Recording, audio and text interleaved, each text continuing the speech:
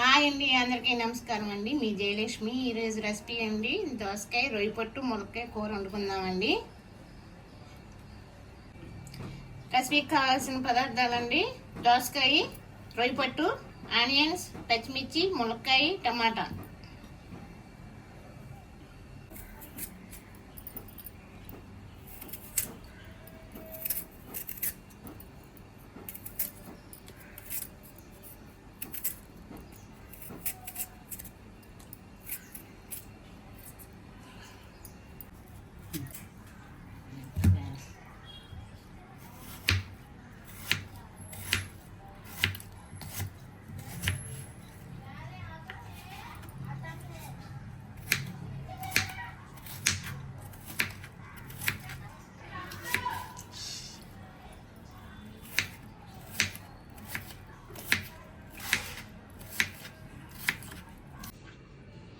దోసకాయ, ఉల్లిపాయ, పచ్చిమిర్చి కట్ చేసుకున్నామండి.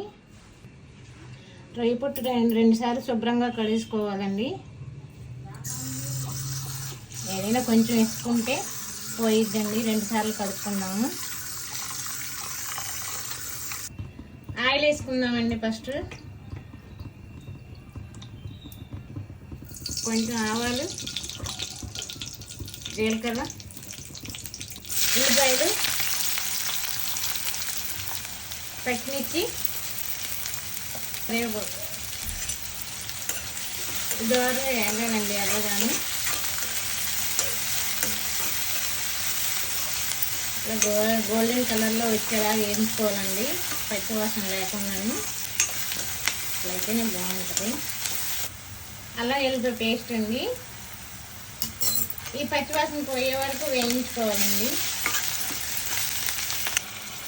ఉల్లిపాయలు వేగిపోయండి. దోసకాయ ముక్కలు వేసుకున్నాము. ఇది దోరగా వేగాలండి.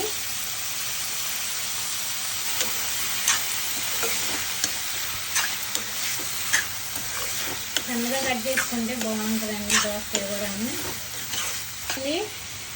మూత పెట్టుకుందాం.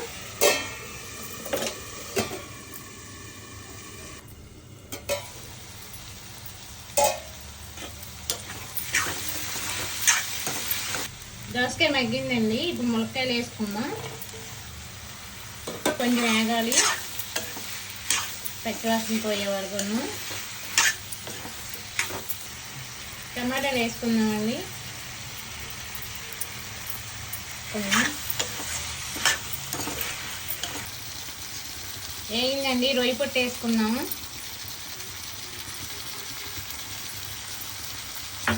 నిమిషాలు వేగాలండి.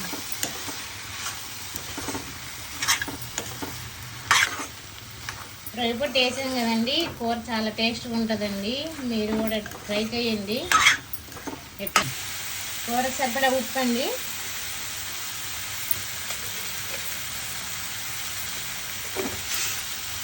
పసుపు, కారం కలుపుకుందామండి. ఈ దోసకాయ, రొయ్య పొట్టు, ములక్కాయ చాలా టేస్ట్గా ఉంటుందండి. రొట్టెలు వేసుకొని తింటారు కంచాలను. వాటర్ యాడ్ చేసుకుందామండి.